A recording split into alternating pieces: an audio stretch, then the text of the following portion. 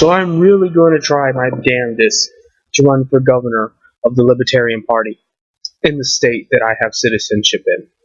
And legally I can do that, regardless if I currently live there, regardless of, if I was born an American citizen or not, doesn't matter.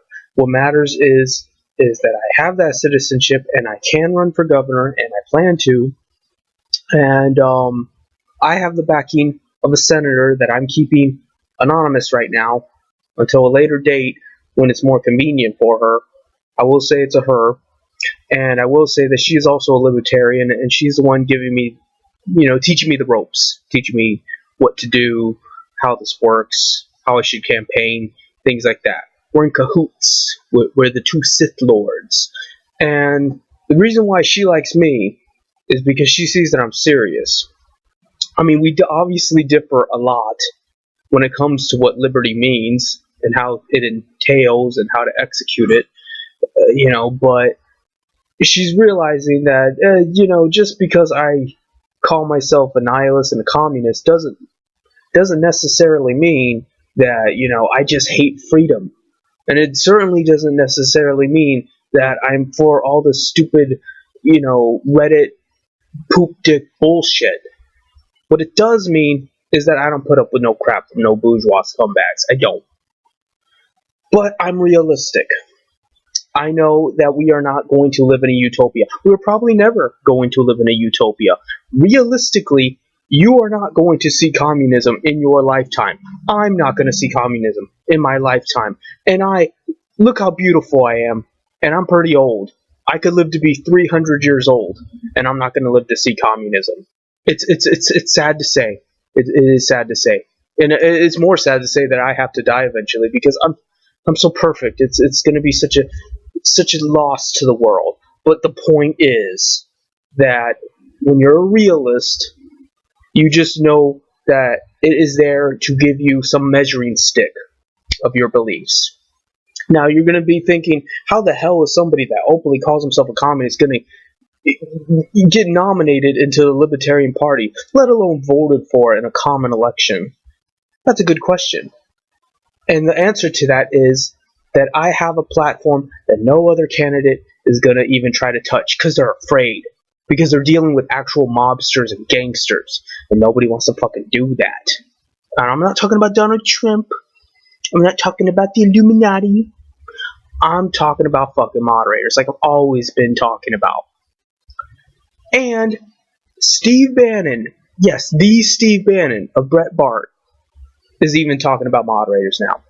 And who do you think told him about it? Who do you think got those gears turning in his head?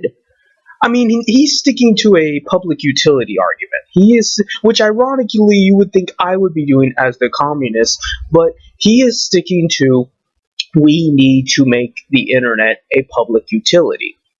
By that extension, we would get rid of moderators overnight, because they could no longer claim to own websites and shit, or they could, but they would be under such strict regulations, it wouldn't be able to run shit as they do now. I am looking at this from a civil libertarian perspective. And what I mean is, either you are or you aren't a person online. I've talked about this many times before.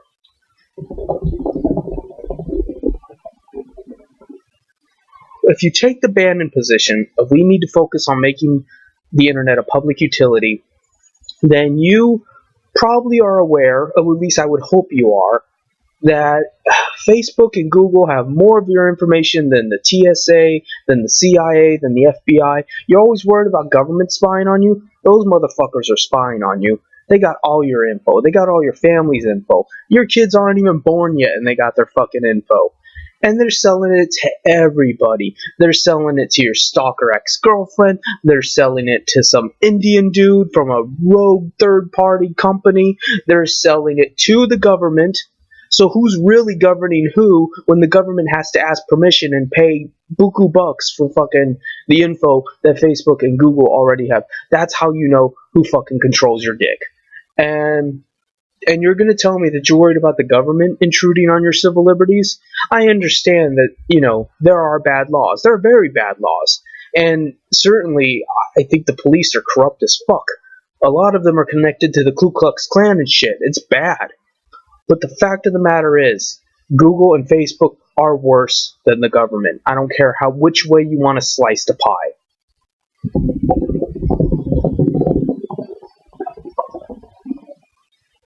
And from a civil liberties perspective, we come back to banning.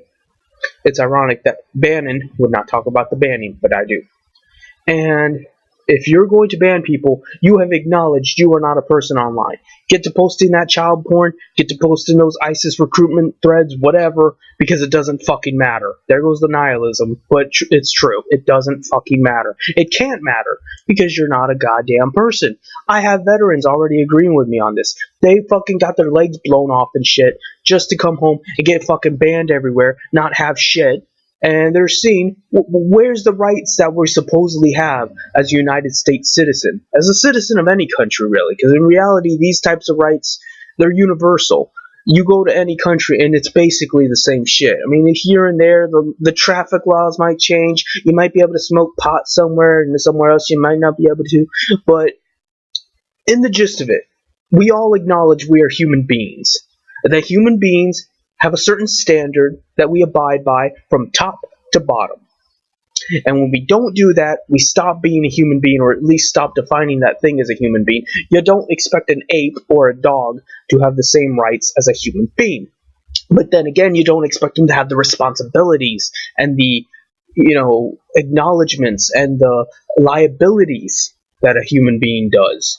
You're not going to expect a fucking gorilla to go to work. You're not going to expect a dog not to fucking rape something. They're fucking animals. They just do whatever. Are we animals? I mean, moderators act like animals, but actually they act worse than animals.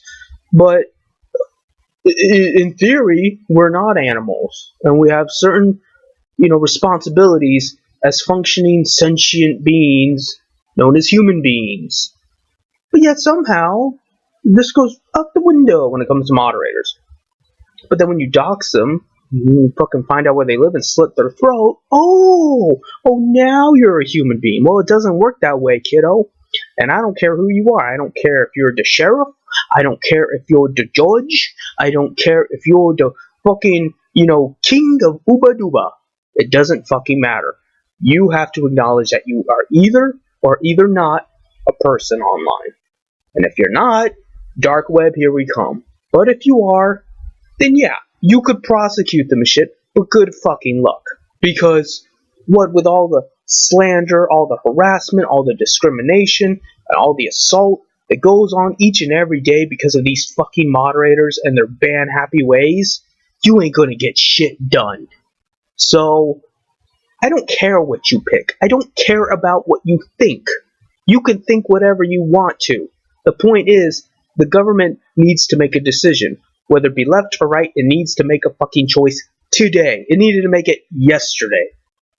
And then from there, we can act accordingly. And the economy and everything can stabilize and stop being this chaotic hellhole where fucking we act like social media has any bearing on anything. It doesn't make anybody any money. It's just a fucking black hole of egoism and just bullshit. For all these fucking white nationalists talking about the kikes and Jews. They don't seem to mind how Facebook and Twitter and Reddit and shit just run amok. And a lot of them are ran by Jews, or at least major CEOs are Jews. I'm not saying that the whole goddamn thing is Jews, but you get my point. It's just hypocritical, and it's stupid. It's all stupid. Stop being stupid.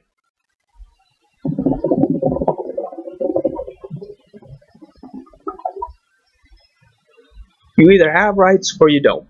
If you don't have rights, you're not a person. If you're not a person, you don't have to worry about shit. You ain't gonna go to jail. You ain't gonna get fucking executed. It ain't gonna fucking matter. Because nobody's gonna worry about what a crazy ass rabid dog is doing. Even that's why the veterans are on my side, because they acknowledge this. When they go to those fucking wars and go to those other countries, they either have to give them a tribunal, a military tribunal, or just forget about it.